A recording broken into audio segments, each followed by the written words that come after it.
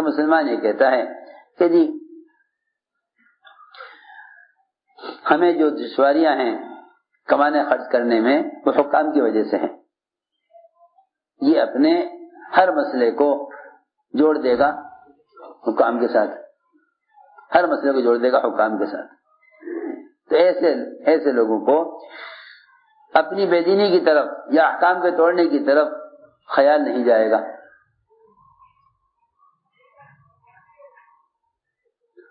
ایسے لوگوں کا اپنی بے دینی کی طرف خیال نہیں جائے گا. یہ وہ گناہ کریں گے لیکن یہ کہیں گے کہ بھئی گناہ ہو گیا ہے، توبہ سے معاف ہو جائے گا. سنو تو صحیح، ایک غفلت یہ بھی ہے کہ آدمی معاملات میں حکم توڑتا رہتا ہے اور گناہوں کے لیے توبہ کو کافی سمجھ لیتا ہے. حالانکہ جو گناہ معاشرے کی لائن میں ہوں گے وہ عبادات سے درست نہ ہوں گے، اور جو گناہ معاملات کی لائن میں ہوں گے وہ عبادات سے معاف نہ ہوں گے. جو گناہ ہوں گے معاملات کی لائن میں وہ عبادات سے معاف نہیں ہوں گے. مستقل ہر لائن الگ ہے، معاملات کی لائن مستقل ہے، عبادات کی لائن مستقل ہے، معاشرے کی لائن مستقل ہے. آپ ذرا غور کریں، آپ کی گلی میں 10 قسم کے تار ہوتے ہیں. یہ تار بجلی کا ہے، یہ تار ٹیلی فون کا جا رہا ہے. آپ کہیں کا تار کہیں جوڑ دیں نہ روشنی آئے گی نہ فون صحیح ہوگا. جی ہاں، یہ پاور کی لائن ہے، یہ عام بجلی کی لائن ہے. جی ہاں، یہ آج کی لائن جا رہی ہے، یہ گرم تار کی لائن جا رہی ہے. ایک تار غلط جڑ جاوے سارے محلے میں آگ لگ جاوے. میں عرض کرنا چاہتا ہوں کہ جہاں سے حالات بگڑتے ہیں وہاں سے اس کو درست نہیں کرتے. تاجر کا حالات بگڑتے ہیں تجارت میں حکم توڑنے کی وجہ سے، مگر وہ تاجر تجارت میں حکم توڑتے ہیں لیکن عبادات کے ذریعے ان حالات کو درست کرنا چاہتے ہیں. اللہ اکبر.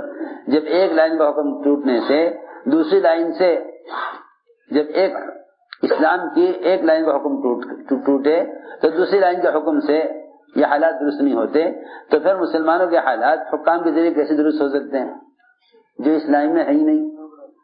سوچنے کی بات ہے. حکم توڑا معاملات میں، درست کرنا چاہتے ہیں عبادات سے. ایسا کبھی نہیں ہوگا. جس لائن کا حکم ٹوٹا ہے اس لائن کا حکم پورا کر دو تو اللہ اس لائن کے حالات درست کر دیں گے.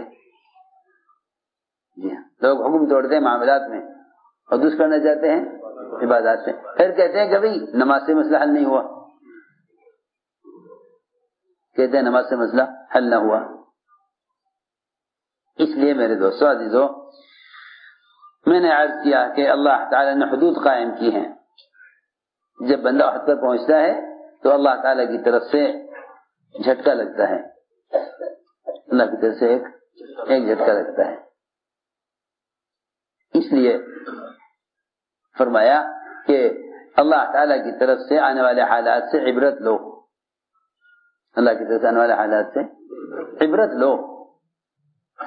اللہ کی طرف سے آنے والے حالات سے عبرت لو اور فوراً حکم کی طرف آ جاؤ. حدود سے دور رہو، حدود سے دور رہو، بارڈر کے علاقے سے دور رہو. کیونکہ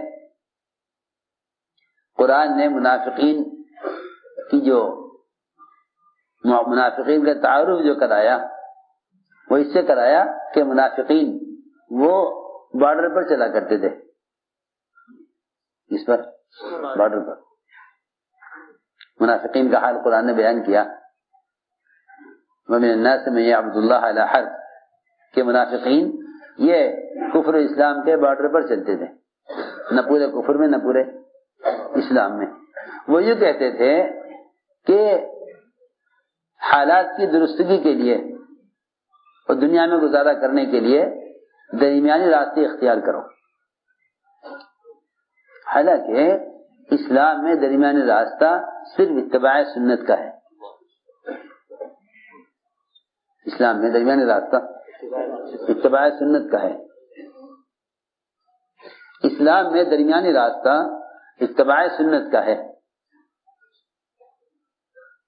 درمیان راستہ جو ہے نا وہ اسلام میں اتباع سنت کا ہے.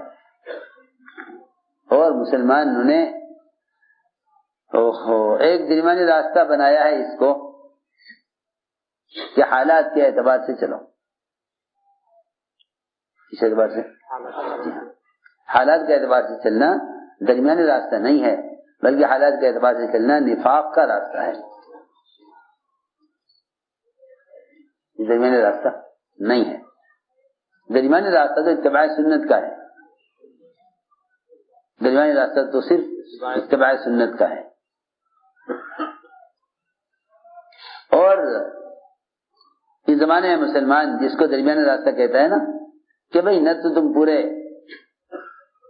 دیندار ہو جاؤ نہ بالکل ہی غیروں کا راستہ اختیار کر لو, درمیان میں چلو. یہ درمیان کا راستہ جس کو اس زمانے میں مسلمان اعتدال کا راستہ سمجھتا ہے, یہ درمیان کا راستہ دور صحابہ میں نفاق کا راستہ تھا کہ وہ کفر اسلام کے بارڈر پر چلتے تھے.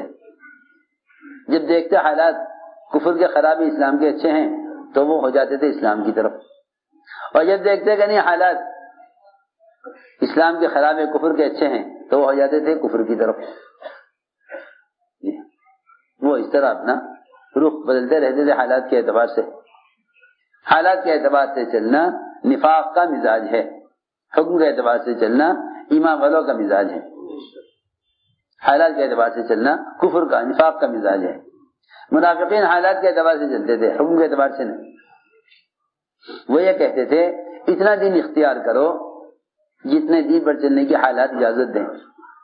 سنو کیا کہتے تھے, اتنا دین اختیار کرو جتنے دین پر چلنے کی حالات اجازت دیں. اتنا دین اختیار کرو جتنے دین پر چلنے کی حالات اجازت دیں.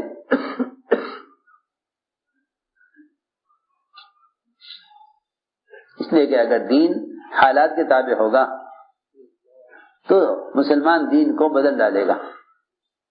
مسلمان دین کو بدل ڈالے گا. مسلمان دین کو بدل ڈالے گا.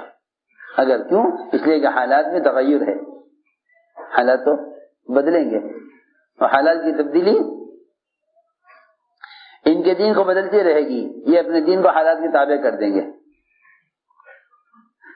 اپنے دین کو یہ حالات کے تابع کر دیں گے.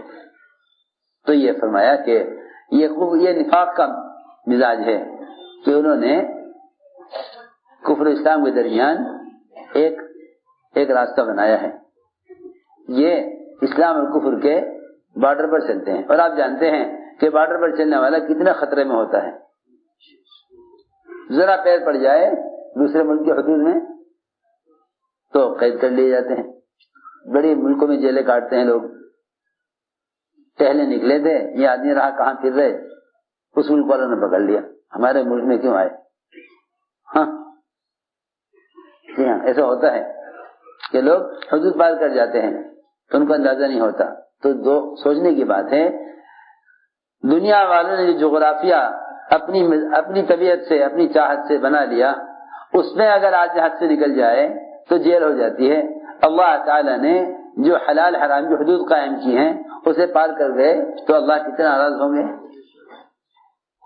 اللہ کتنے, جی ہاں, اللہ کی بھی جیل ہے, اللہ کی بھی جیل ہے کہ جو میری حد کو پار کرے گا میں اس کو اپنی جیل میں رکھوں گا. جی ہاں, جو ہماری حد کو پار کرے گا ہم اسے جیل میں رکھیں گے.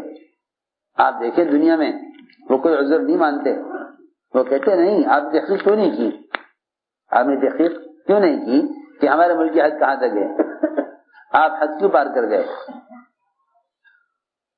تو میں نے ساری بات سمجھانے کے لیے عرض کیا تھا کہ اس زمانے میں پریشانی ساری یہ ہے کہ مسلمان اپنے حالات کو حکام سے یا اپنے حالات کو اسباب سے جڑے ہوئے ہیں. سب سمجھتے تھے مسلمان اصل کائنات ہے, مسلمان اصل کائنات ہے, مسلمان اصل کائنات ہے. اس کی زبان سے یہ بات اچھی نہیں لگتی کہ فلاں نے یہ کر دیا, اس کی زبان سے یہ بات اچھی نہیں لگتی کہ فلاں نے یہ کر دیا، حالانکہ اصل کائنات مسلمان ہے. یہ ایسا ہے جیسے کوئی بادشاہ یوں کہے کہ میرے ملک میں فلاں کا اختیار چلتا ہے. بادشاہ کی زبان سے یہ بات اچھی نہیں لگتی کہ بادشاہ یہ کہے کہ میرے ملک میں فلاں کا اختیار چلتا ہے. ممکن ہی نہیں ہے کہ آپ بادشاہ ہو کر یہ کہیں کہ آپ کے ملک میں آپ کے اختیار نہیں چلتا، ممکن ہی نہیں ہے. مسلمان اصل کائنات ہے، مسلمان اصل کائنات ہے،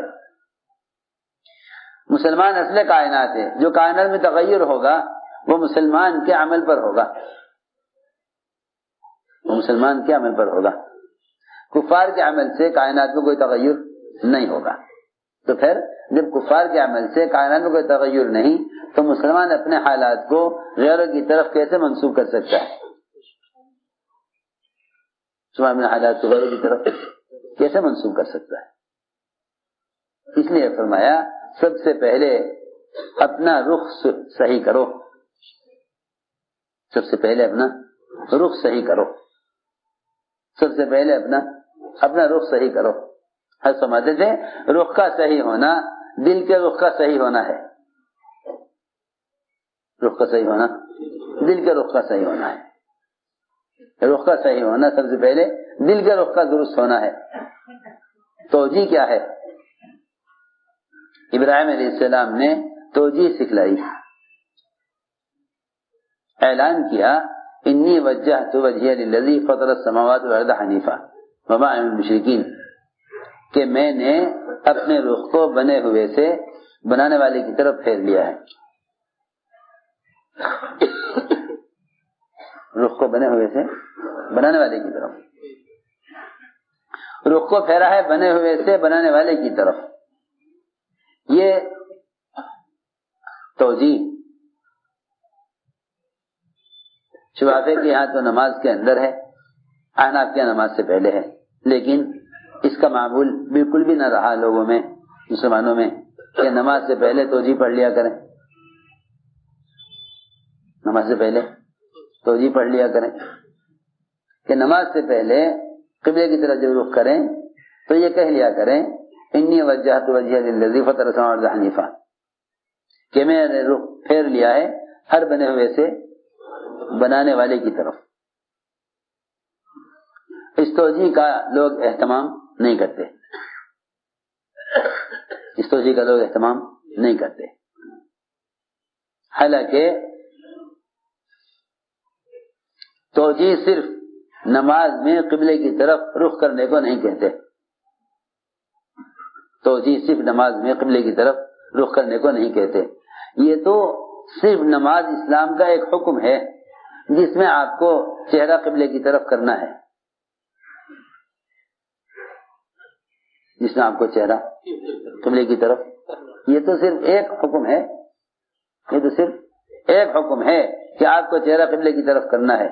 ورنہ اصل بات یہ ہے کہ زندگی کے تمام شعبوں میں تمہارا رخ اللہ کے امر کی طرف ہو اور دل کا رخ اللہ کے احکام اور نبی کی سنتوں کی طرف ہو. یہ ہے اصل دل کے رخ کا صحیح ہونا، یہ ہے دل کے رخ کا صحیح ہونا. یہ نہیں کہ آپ نماز میں رخ قبلے کی طرف کر لیں تو آپ کا رخ صحیح ہو گیا. نہیں، نماز میں قبلے کی طرف کھڑا ہونا جسم کے رخ کا صحیح ہونا ہے، اور زندگی کے تمام شعبوں میں اللہ کے حکم پر چلنا یہ دل کے رخ کا صحیح ہونا ہے. نماز میں قبلے کی طرف رخ کر لینا جسم کے رخ کا صحیح ہونا ہے. ابراہیم علیہ السلام نے توجیہ سکھلائی، وہ یہ کہ اپنے رخ کو بنے ہوئے سے بنانے والے کی طرف پھیرو. سنو تو صحیح، ہم تو اچھے حالات میں عمل کر کے سوچتے ہیں کہ رخ صحیح ہو گیا. وہاں اللہ تعالیٰ نے رخ کے صحیح ہونے کا جو امتحان لیا وہ ایسے وقت میں لیا جب ابراہیم علیہ السلام کو آگ میں ڈالا جا رہا تھا، آگ میں ڈالا جا رہا. ہم یہاں رخ دیکھنا چاہتے ہیں، ہم یہاں رخ دیکھنا چاہتے ہیں، ہم یہاں رخ دیکھنا چاہتے ہیں کہ جب ساری نقشے کی تردید کی، جب سارے نقشوں کی تردید کی، آخر میں نمرود نے آگ میں ڈالنے طے کر لیا۔ ہم دیکھنا چاہتے ہیں کہ جب آگ میں ڈالے جا رہے ہوں، جب آگ میں ڈالے جا رہے ہوں، اس وقت کی کیفیت دل کی کیا ہے؟ اس وقت دل کی کیفیت کیا ہے؟ ہم نے جبریل کو بھیج کر یہ دیکھا تھا، ہم نے جبریل کو بھیج کر یہ دیکھنا چاہا تھا کہ ابراہیم جبریل سے مدد لیتے ہیں یا ہم سے مدد لیتے ہیں۔ اس لیے جبریل کا آنا بطور امداد کے نہیں، بطور امتحان کے تھا۔ جبریل کا آنا بطور مدد کے نہیں، بطور امتحان کے ہے۔ جبریل کی آمد بطور امداد کے نہیں، بطور امتحان کے ہے۔ ہم دل کا رخ دیکھنا چاہتے ہیں، ہم دل کا رخ دیکھنا چاہتے ہیں کیا ہے۔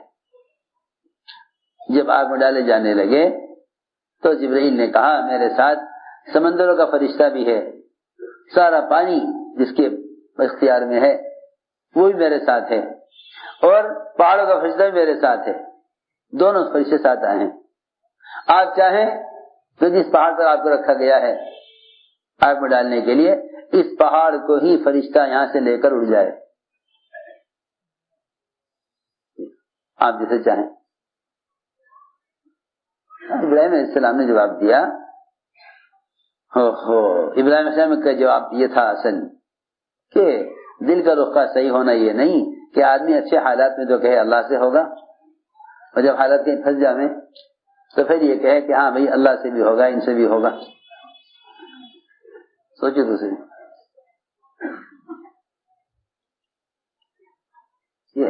یہ کوئی دل کا رخ کا صحیح ہونا نہیں ہے۔